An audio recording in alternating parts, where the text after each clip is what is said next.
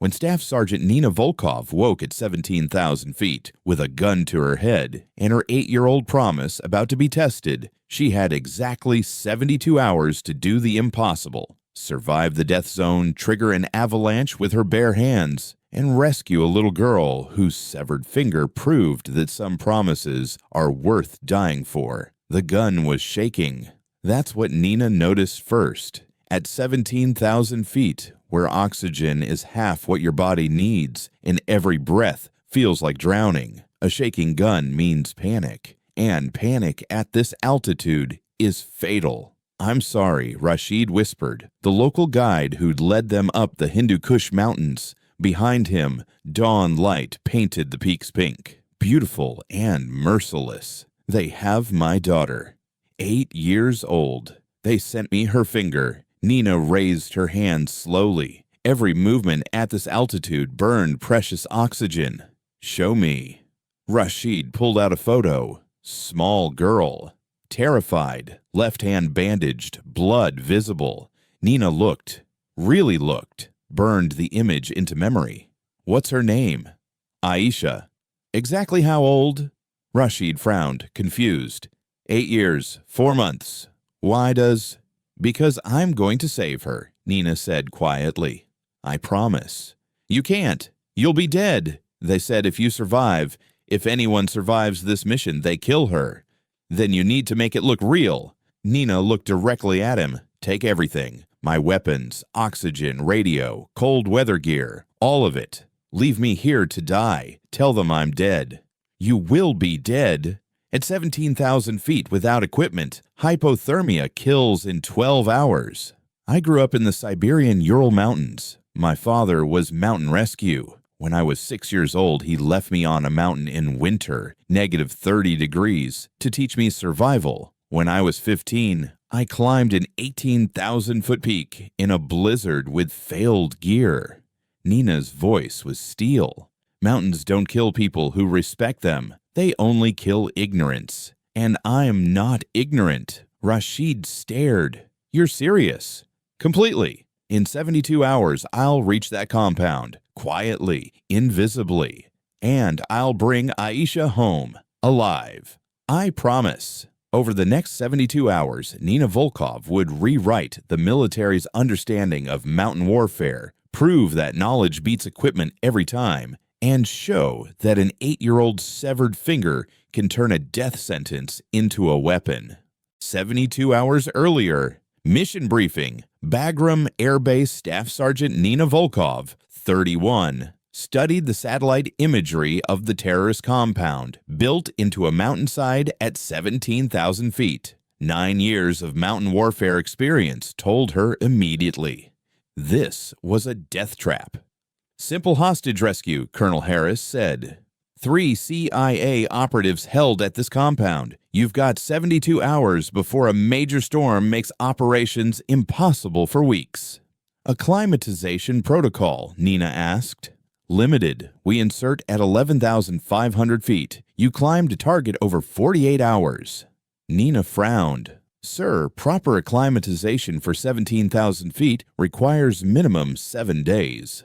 "We don't have 7 days. Hostages won't last that long." The team: Nina as mountain warfare specialist, Rashid as local guide, 4 rangers for security. Nina studied Rashid's photo during briefing. Something in his eyes. Worry. Fear. She should have trusted her instincts. 48 hours earlier, the climb. At 15,700 feet, Nina woke at 2 a.m. to quiet voices. Rashid, on radio, speaking Dari. She understood the language, grew up in Russian border regions, learned multiple dialects. "Yes, they're here. 6 Americans. Tomorrow we reach the position.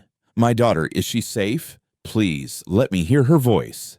Silence. Then Rashid's muffled sob. Nina's blood went cold. Compromised asset, leading them into a trap. She had options. Alert team now. Abort mission. Everyone survives. Hostages die. Or, see where this leads. Find the daughter. Complete the mission anyway. Nina chose the second option, but she began preparing. Present, 17,000 feet. Stripped of everything Rashid took it all. M4, carbine, ammunition, plate carrier, radio, GPS, oxygen tank, cold weather gear, climbing equipment, food, water, everything. Left behind, Nina in thin base layers and boots. At 17,000 feet, negative 15 degrees Celsius, wind 40 kilometers per hour. Standard survival time at this altitude without equipment. 12 hours until hypothermia becomes fatal. Go, Nina said calmly. Tell them I'm dead. Radio check every 2 hours? Yes. Then you have 2 hours before confirmation. Get down the mountain, do your job. I'll do mine. After Rashid left, Nina stood alone. Clock started. Most people would panic, would try to run down the mountain, would be dead within hours. Nina had been training for this moment since age 6. Hour 0 to 2. Stop the bleeding. Not blood, heat.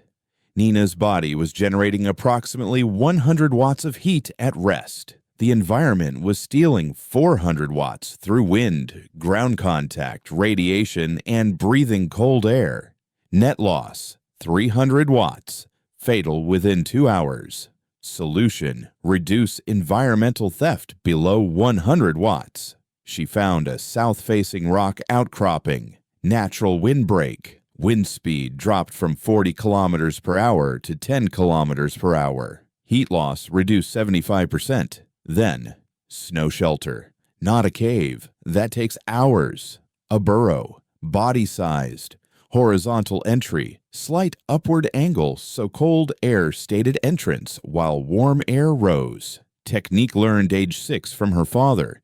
Dig with hands. Feel snow texture. Hard wind-packed snow for walls. Soft powder for insulation. 30 minutes of precise digging.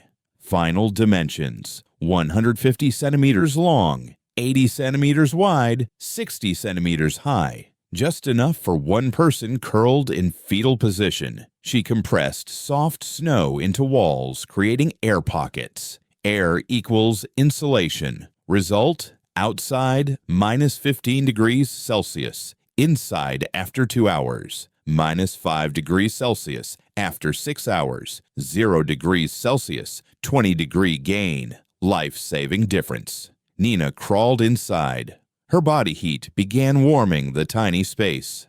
Hour 224, conservation mode. Inside the shelter, Nina controlled everything. Breathing, slow inhale through nose. Warming air, slow exhale through nose. Preserving heat. Reduced respiratory heat loss by 40%. Movement, absolute minimum. Every motion consumed oxygen. Position changes every 30 minutes to prevent pressure sores, nothing more. Metabolic control. Her body wanted to shiver. Shivering burns massive oxygen. Instead, she used tummo breathing, visualization-based heat generation learned from Tibetan monks during mountain warfare training. Did it scientifically work? Debatable. Psychologically? Absolutely. Believing you're warm reduces panic, which reduces oxygen consumption, which increases survival time. By hour 12, she'd achieved equilibrium. Not warm, but not dying. When sun rose, her south-facing shelter gained solar heat. Temperature rose to plus 2 degrees Celsius. First time above freezing. Nina had survived the first night. Hour 24 to 48. Intelligence gathering. Nina descended 300 meters to 16,400 feet. Better oxygen. Tactical positioning. Moved in shadow zones. Used rocks for cover. Traveled during midday when sun glare made observation from below difficult. Speed 100 meters per hour. Glacially slow, but invisible. Found observation position, rock formation overlooking the compound 600 meters below. Spent next 24 hours watching with naked eye. No binoculars, but years of training taught her to read terrain and activity from distance. What she learned: layout, main building, stone, 2 stories, probably where hostages held barracks, Guards, estimated 30 personnel. Generator, diesel-powered. Heard periodically. Security guard rotation every 4 hours. Weakest 2 to 4 a.m. Critical observation. Large snow cornice at 18,000 feet, directly above compound. Steep slope. Fresh snow accumulation. Unstable layers visible. Natural avalanche zone. Nina smiled. The mountain was showing her the weapon. Hour 48 to 60. Climbing to the cornice, Nina climbed 400 vertical meters. At altitude that killed people. Exhausted, dehydrated, malnourished. But she'd done harder. This was just very difficult. Rest step method. Plant foot, lock knee, rest 3 seconds. Breathe, next step. 8 hours to climb 400 meters. At 18,000 feet, she reached the cornice. Hour 60 to 72.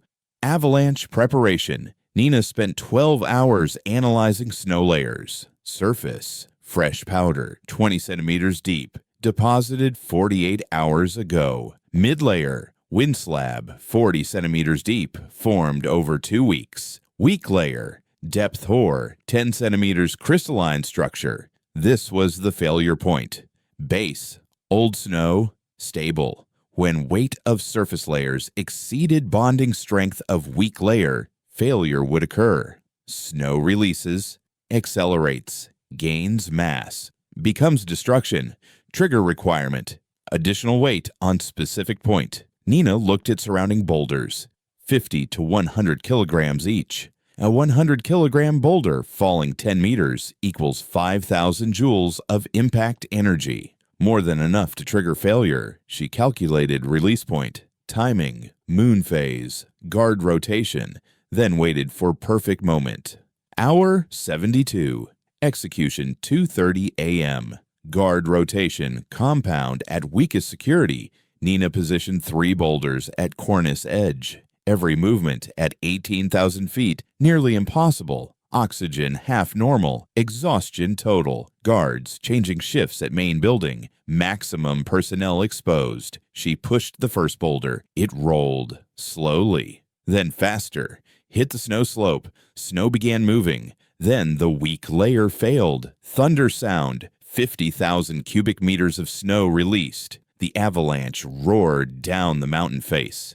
Nina watched, calculating trajectory. Physics plus terrain plus snow density equals. Direct hit on compound. 2:35 a.m. avalanche hit like a white tsunami. Buried the western barracks. Destroyed the generator building. Killed an estimated 10 to 15 fighters instantly. Chaos erupted. Nina descended rapidly. 600 meters in 20 minutes. Dangerous speed at altitude, but chaos wouldn't last. Entered compound from east side. No guards, all responding to disaster. She moved like a ghost, silent, invisible. Mountain warfare principle. Become part of environment.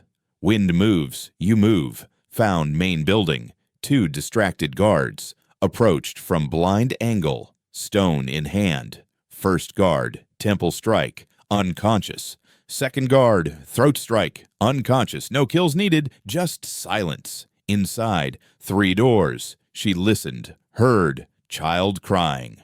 Door 2. Opened carefully. Aisha, small girl, bandaged hand, terrified. Aisha Karimi, Nina whispered in Dari. Your father sent me. Aisha stared. Baba, yes. He told me you love pomegranates and the color purple, and you laugh when he tickles your feet.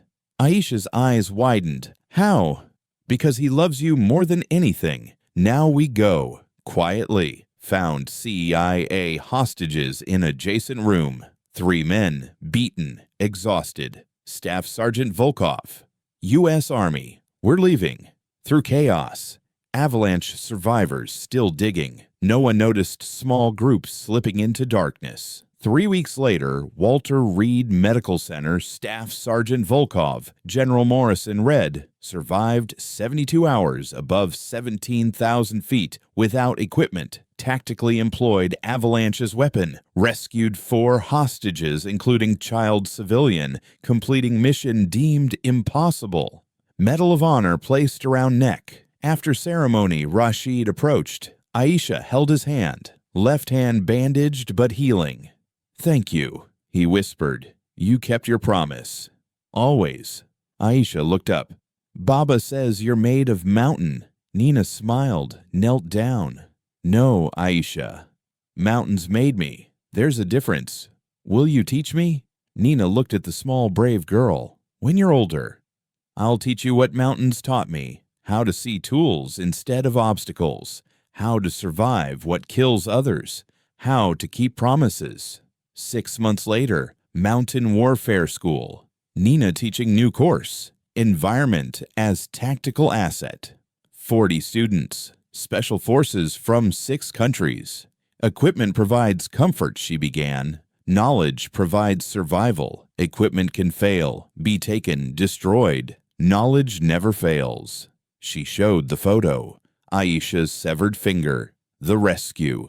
The 72 hours. When Rashid pointed that gun at me at 17,000 feet, I had a choice. Die in panic or live through knowledge. Panic would have killed me in 2 hours. Knowledge kept me alive for 72. One student asked, "How did you really survive that long without gear?" Nina smiled. "I'll tell you exactly how." Take notes. This is teachable. She spent next 2 hours detailing every technique. Snow shelter physics, avalanche calculation, altitude management, because knowledge shared is knowledge multiplied. Saving one life is good. Teaching others to save lives is legacy. And when Nina deployed again to different mountains, different impossible missions, she always carried one thing, the photo of Aisha's healed hand waving goodbye. Because some promises are worth more than survival. They're worth becoming unstoppable. Have you ever kept an impossible promise? Comment your story. If this showed you knowledge beats equipment every time, like and subscribe. More incredible survival stories waiting at Shadowed Glory Stories. Until tomorrow, remember, equipment fails, knowledge endures. Mountains don't kill the prepared, they make them legendary. Thanks for watching. Subscribe for more stories that prove the impossible is just untrained.